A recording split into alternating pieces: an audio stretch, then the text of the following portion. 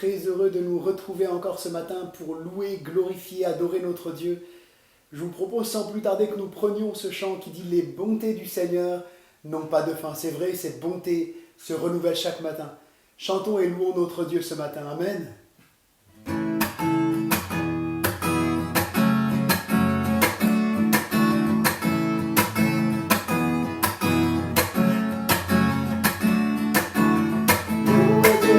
Sa grandeur, louez son amour, louez-le dans son église, louez pour toujours.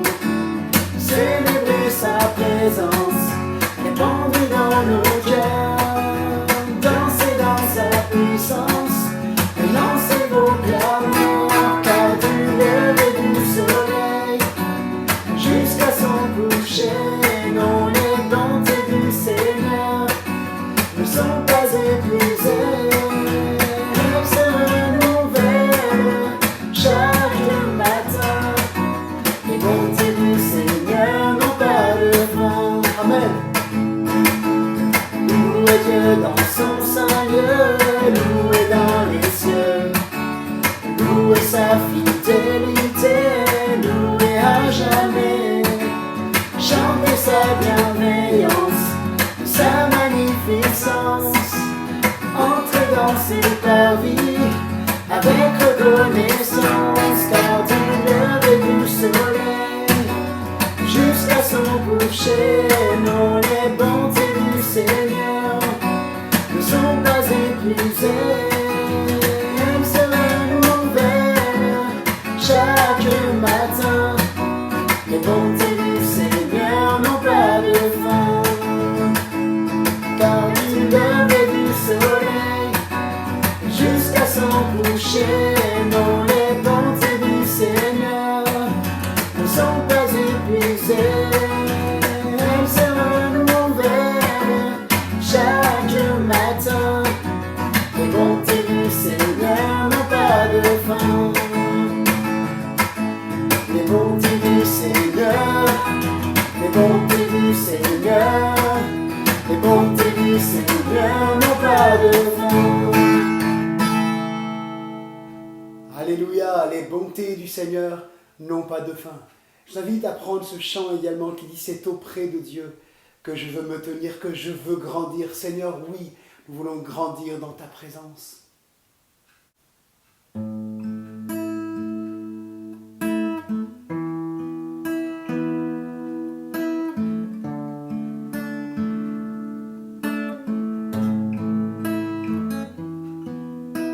C'est auprès de Dieu que je veux me tenir. Il est mon Seigneur, mon roi. C'est auprès de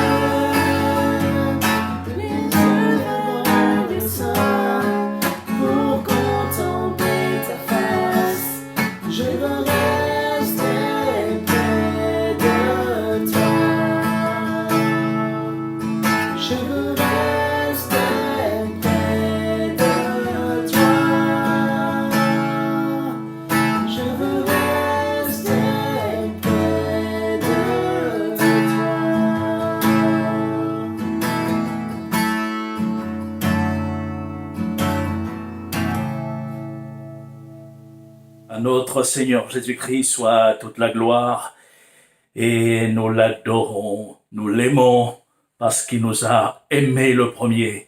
Nous sommes l'Église de Dieu, l'Église que Jésus s'est acquise par son propre sang et c'est vraiment le cœur reconnaissant que nous venons à lui encore ce matin et nous lui apportons tout l'hommage qui lui est dû.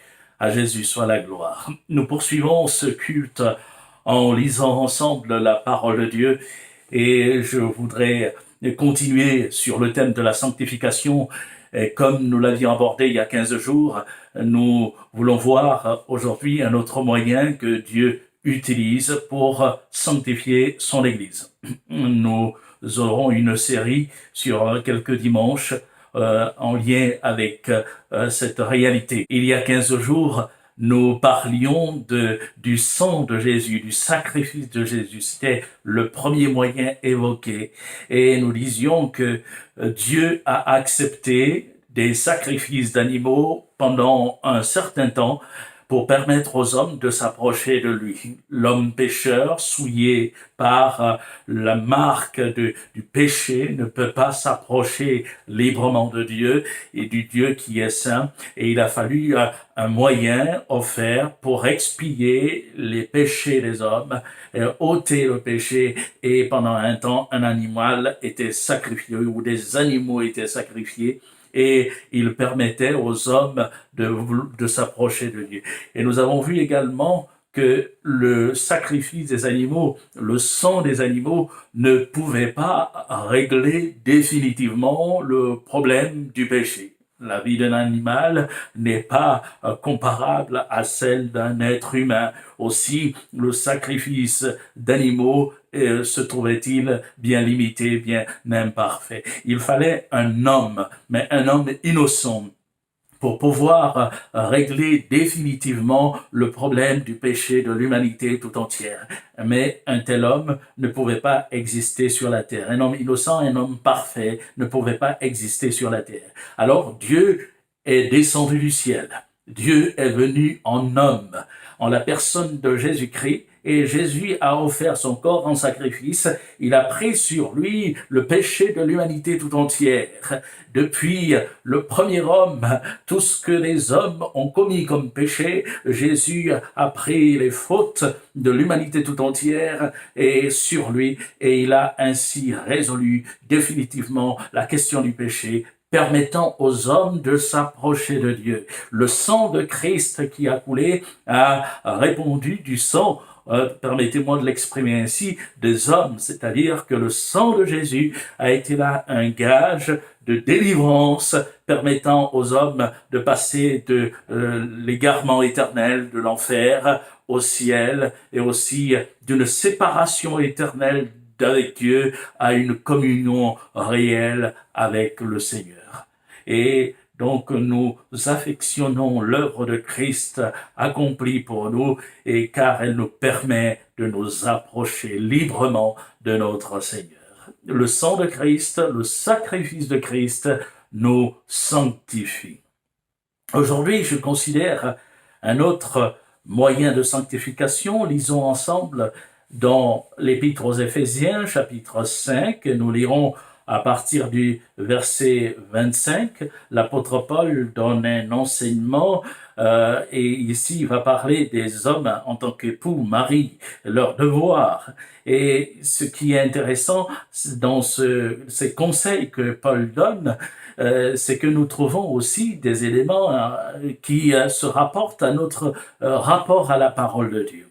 Et il est dit, Marie, que chacun aime sa femme, comme Christ a aimé l'Église et s'est livré lui-même pour elle, afin de la sanctifier en la purifiant et en la lavant par l'eau de la parole, pour faire paraître devant lui cette Église glorieuse, sans tache, ni ride, ni rien de semblable, mais sainte et irréprochable. Nous pourrons nous arrêter là. Christ sanctifie l'Église. Christ purifie l'Église en la lavant par l'eau de la parole.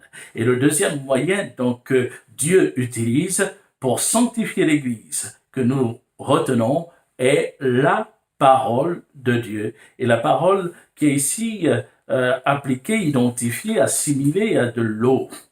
Et nous allons revenir sur ce texte tout à l'heure, mais je voudrais simplement évoquer au passage un reportage que j'ai regardé il y a maintenant quelques semaines qui parlait de l'eau et notamment de la portée de l'eau, l'importance de l'eau dans la vie des hommes. Vous me direz qu'on n'attendra pas un reportage pour en mesurer justement l'importance, mais il vaut la peine de regarder ce que des scientifiques, ceux qui ont un regard plus averti sur ces questions-là, les observateurs, peuvent dire. Et bien d'éminents professeurs, comme le professeur Montagnier, prix Nobel dans son domaine, en médecine, en venaient même à dire que si on poussait les recherches plus loin, on serait à même de guérir bien des maladies simplement avec de l'eau. Alors, ça semble étonnant, mais on en découvre encore sur les propriétés de l'eau. Mais je ne vais pas m'étendre parce que je ne suis pas un scientifique et mes connaissances sont très limitées dans le domaine. Je voudrais simplement ici évoquer deux aspects de l'eau, liés bien sûr à la marche chrétienne et aussi au texte que nous avons lu. La première chose que je relèverai des propriétés de l'eau, c'est que l'eau est rafraîchissante et elle est aussi vivifiante. Et quand on parle de sanctification, il est intéressant de souligner au passage cet aspect-là. Et j'en veux pour preuve ce que le psalmiste dit dans le psaume 1. Nous allons le lire en entier ensemble. Heureux l'homme qui ne marche pas selon le conseil des méchants, qui ne s'arrête pas sur la voie des pécheurs, et qui ne s'assied pas en compagnie des moqueurs, mais qui trouve son plaisir dans la loi de l'Éternel et qui la médite jour et nuit. Il est comme un arbre planté près d'un courant d'eau qui donne son fruit en sa saison et dont le feuillage ne se flétrit point. Tout ce qu'il fait lui réussit. Il n'en est pas ainsi des méchants. Ils sont comme la paille que le vent dissipe.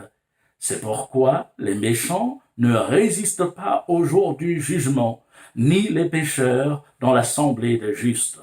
Car l'Éternel connaît la voie des justes, et la voie des pécheurs mène à la ruine. Je relève dans ce passage l'image de l'eau. L'eau qui est associée à la parole de Dieu. Et dans la construction de ce chant, il est aussi très frappant de noter qu'il y a un contraste flagrant entre l'homme appelé juste et l'homme appelé, désigné comme étant méchant. Et le contraste est très frappant de par les images que le psalmiste va employer et appliquer à l'un ou à l'autre. Quand il est question des justes, il se sert de l'image d'un arbre planté près d'un courant d'eau et dont le feuillage ne se flétrit point. Donc c'est un arbre verdoyant. Et en revanche, lorsqu'il parle des méchants, il emploie l'image d'une paille. Les méchants sont comme de la paille que le vent emporte. Et on voit bien ce contraste. Une paille sèche, légère, qui va être là très rapidement levée par le vent et emportée. Donc, d'un côté, on a la vitalité par l'image de l'arbre, et de l'autre côté, on a la sécheresse, on a la mort. Il y a la vie d'un côté et il y a la mort de l'autre. Et ce qui fait la différence entre les deux, c'est le rapport à l'eau. Et vous allez noter que lorsque le psalmiste évoque ici l'eau, il l'associe à la parole de Dieu. Et il dit de l'homme qui ne marche pas selon le conseil des méchants, qui ne s'assied pas en compagnie des moqueurs, qui ne s'arrête pas sur la voie des pécheurs, qui ne s'assied pas en compagnie des moqueurs. Il dit de lui qu'il trouve son plaisir dans la loi de l'Éternel. Et ce plaisir qu'il ressort, qu'il tire de la loi de l'Éternel, fait justement sa vigueur, sa vie. Comme un arbre planté près d'un courant d'eau tire les éléments nutritifs de l'eau qui est là, qui alimente ses racines, de même, celui qui est là, ancré dans la parole de Dieu, va pouvoir trouver la vie en elle. Mais il est intéressant aussi de souligner que l'image du courant d'eau va évoquer la fraîcheur, l'eau. L'arbre est planté près d'un courant d'eau, donc il bénéficie de la fraîcheur de l'eau. Et je crois que nous pouvons retenir cet aspect de la parole de Dieu. Ce qu'il en ressort, c'est que la parole de Dieu procure à l'âme qui entre en contact avec elle cette fraîcheur vitalisante.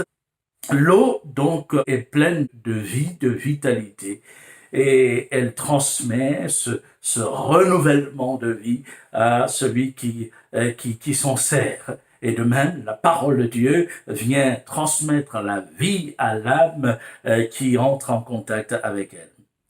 Nous sommes dans la période de l'été, et il est d'autant plus contextuel que de considérer justement cet aspect du rafraîchissement de l'eau, puisque dans la période de l'été, avec les grosses chaleurs, on aime bien non seulement boire de l'eau, mais on aime bien répandre de l'eau sur notre corps afin de faire baisser la température et de trouver un peu de fraîcheur.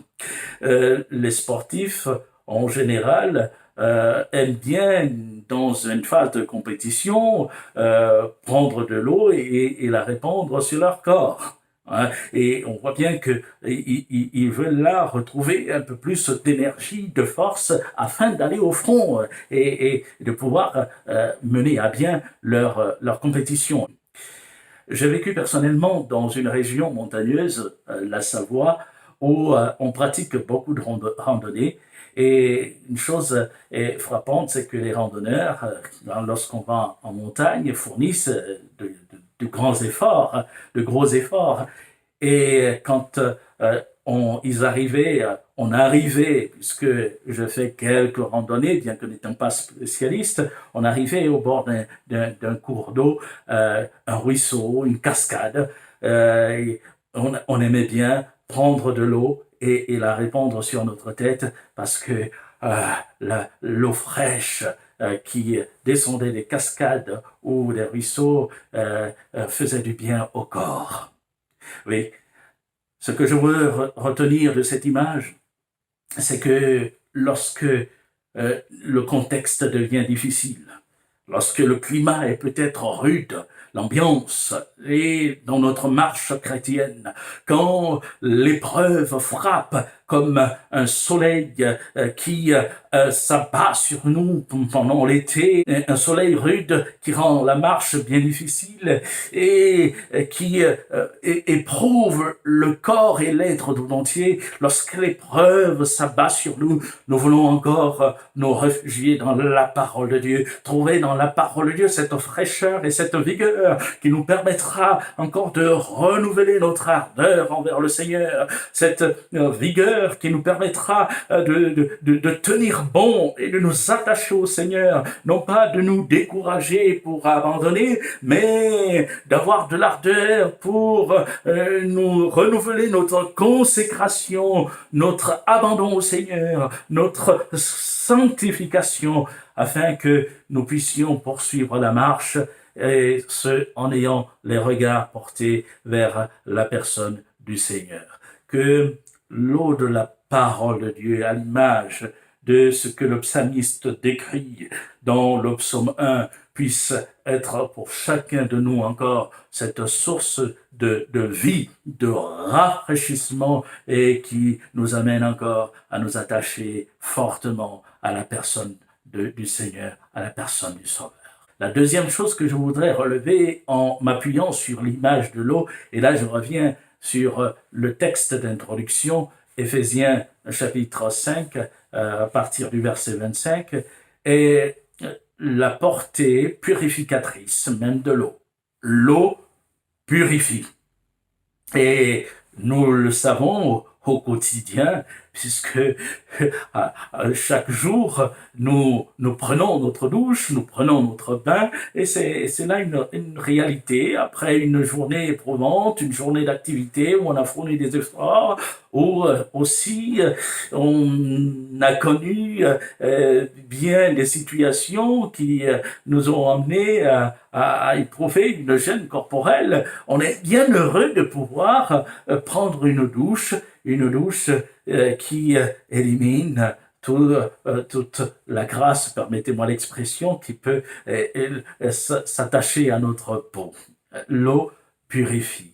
Nous sortons d'une période bien compliquée où le virus, le Covid-19 a fait bien des dégâts et tout le monde a été là alerté, des mesures ont été prises, des mesures barrières. Il y a eu bien des recommandations, usage du gel hydroalcoolique pour se désinfecter les mains et puis aussi se purifier et se conserver un peu à l'abri de toute contagion. Mais ce qui est frappant, c'est que bien souvent, il a été rappelé qu'il vaut mieux encore se laver les mains avec de l'eau et du savon, bien sûr. Mais on voit là, se laver les mains avec de l'eau. La métaphore de l'eau appliquée à la parole de Dieu nous amène à considérer le fait suivant: l'eau naturelle est appropriée pour la propreté du corps et elle permet d'éliminer les souillures qui peuvent s'attacher au corps. Mais quand il s'agit de l'âme, on ne peut pas là purifier son âme avec de l'eau naturelle. Il faut quelque chose de plus profond, plus de surnaturel pour atteindre les tréfonds du cœur de l'homme. En cela, on peut retenir que la parole de Dieu est suffisante pour purifier l'homme et le cœur de l'homme, l'être intérieur. Dans le livre d'Ézéchiel, au chapitre 36, verset 25, nous lisons ceci, et c'est Dieu qui parle à Israël: « Je répandrai sur vous une eau pure, et vous serez purifiés. Je vous purifierai de toutes vos souillures et de toutes vos idoles. Je vous donnerai un cœur nouveau, et je mettrai en vous un esprit nouveau. J'ôterai de votre corps le cœur de pierre, et je vous donnerai un cœur de chair. Je mettrai mon esprit en vous, et je ferai en sorte que vous suiviez mes ordonnances et que vous observiez et pratiquiez mes lois. Et il peut dire: vous habiterez dans le pays que je donne à vos pères, vous serez mon peuple et je serai votre Dieu. Je souligne le lien qui est fait entre l'eau, la purification et aussi la parole de Dieu, les commandements, les lois à observer. Et on relève. Donc, il y a aussi cette réalité, de la même manière que l'eau va purifier le corps, Dieu va emprunter l'image de ce qui se vit naturellement pour amener le peuple à comprendre l'œuvre qu'il va entreprendre d'une manière intérieure, dans la vie intérieure du peuple, dans les cœurs. L'eau naturelle ne peut pas ôter les souillures du cœur, autant pour moi, et de même, il faut donc que le cœur qui est entaché de souillures soit quand même lavé. C'est la parole de Dieu qui va être efficace pour permettre au cœur d'être débarrassé de ce qui l'entache. Dans le livre d'Éphésiens, au chapitre 5 que nous avons lu, verset 26, il est fait mention d'un cérémoniel. En réalité, lorsque l'apôtre Paul parle de Christ qui purifie et sanctifie l'Église en la lavant par l'eau de la parole, il emprunte l'image au mariage, puisqu'il interpelle les époux en disant « Marie, que chacun aime sa femme comme Christ a aimé l'Église ». Et cette image s'ancre dans la réalité des noces telles qu'elles se déroulaient en Orient. Une fiancée, le jour même des noces, devait être baignée complètement dans l'eau. Son corps était plongé, immergé, s'immerger pour vraiment en sortir net et belle, que son corps soit là, lavé complètement.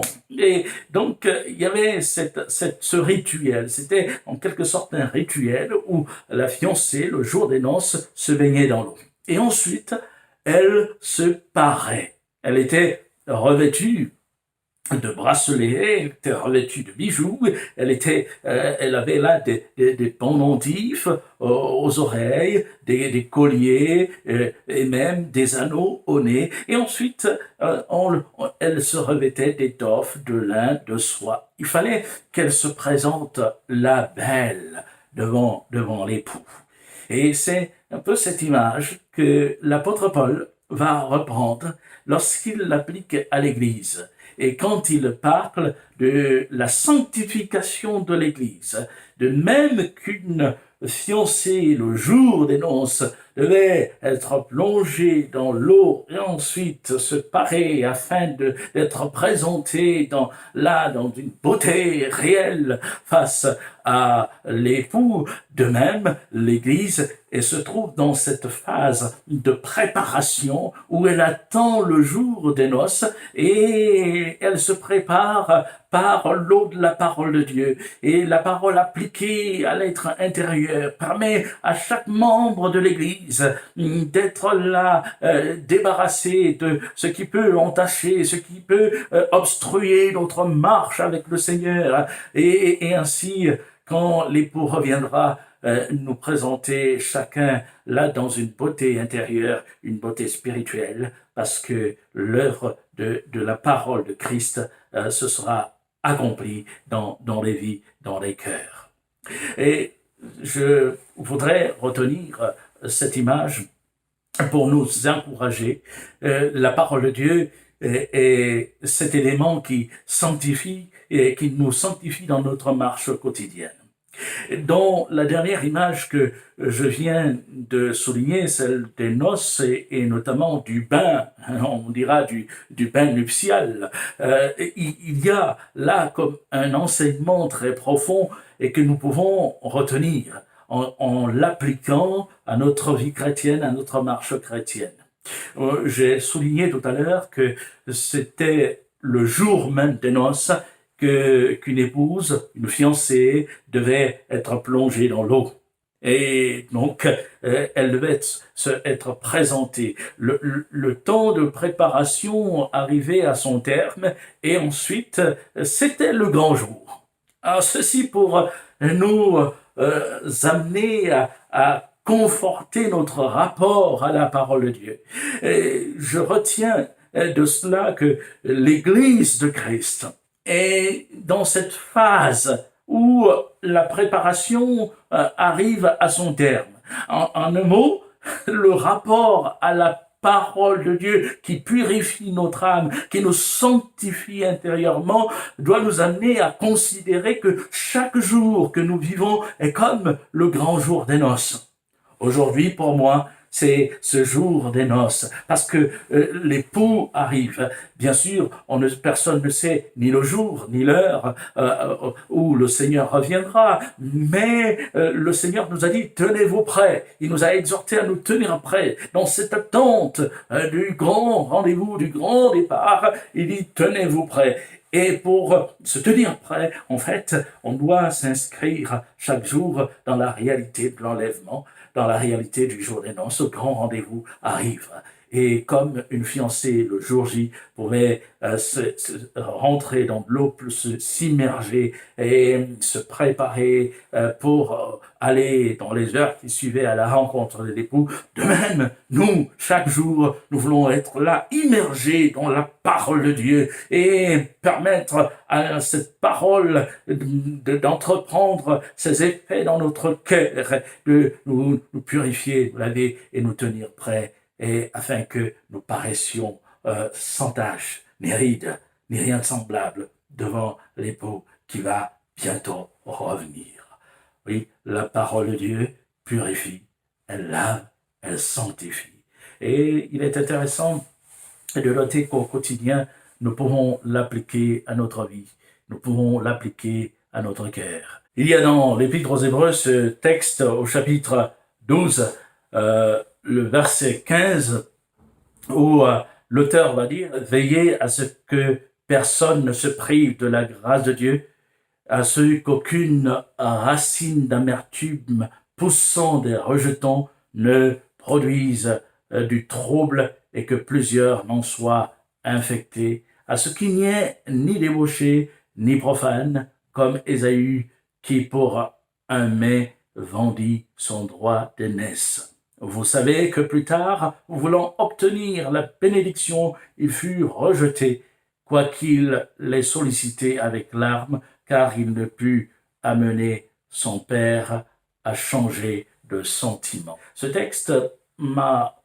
parlé dans une situation où j'étais mal intérieurement, et notamment la première partie où il est dit « Veillez à ce que personne ne se prive de la grâce de Dieu, à ce qu'aucune racine d'amertume poussant des rejetons ne produise du trouble et que plusieurs n'en soient infectés. » J'étais dans un mal-être intérieur dû à une mésentente avec un ami qui, parlant d'une situation d'église, avait comme critiqué un contexte dans lequel je me trouvais. Et je pensais que cette personne me visait, mais de manière détournée, en me lançant des pamphlets. Alors, j'ai entretenu pendant un certain temps de l'amertume. Mais j'étais là, c'était plus fort que moi. J'essayais de me débarrasser de ces sentiments et je me projetais dans mes pensées en me disant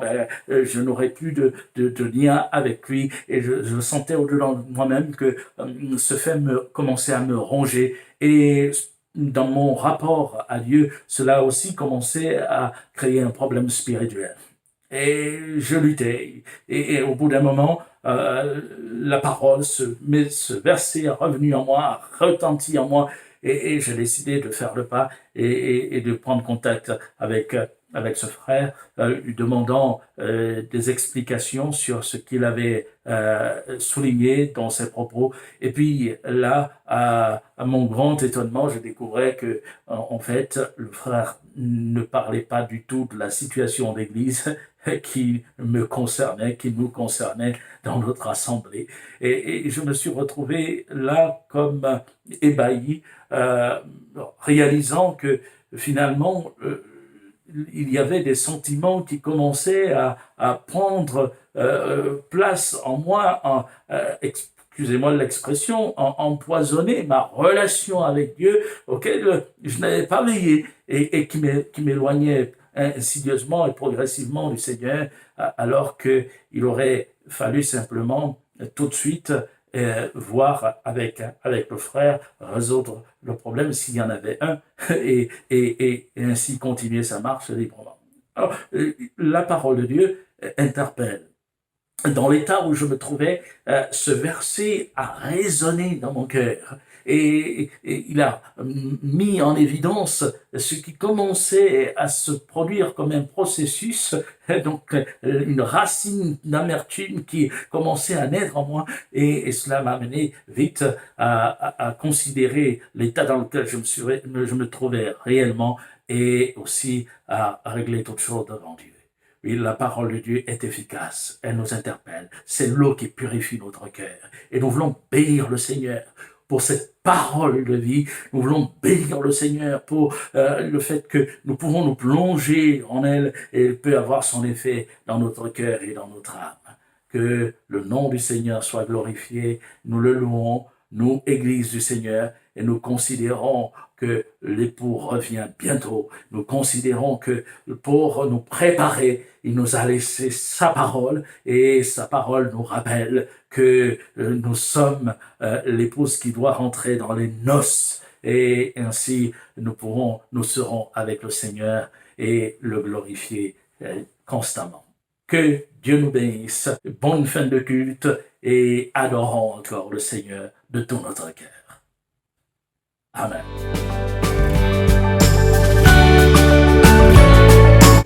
Merci à tous de nous avoir suivis. Nous vous donnons rendez-vous chaque mardi et jeudi à 19h, ainsi que le dimanche à 10h. N'hésitez pas à vous abonner à notre chaîne YouTube. Vous pouvez également nous suivre sur notre page Facebook. Pour toute question ou demande de prière, vous pouvez contacter l'équipe pastorale qui se tient à votre disposition via le site internet add-dijon.com. Que Dieu vous bénisse.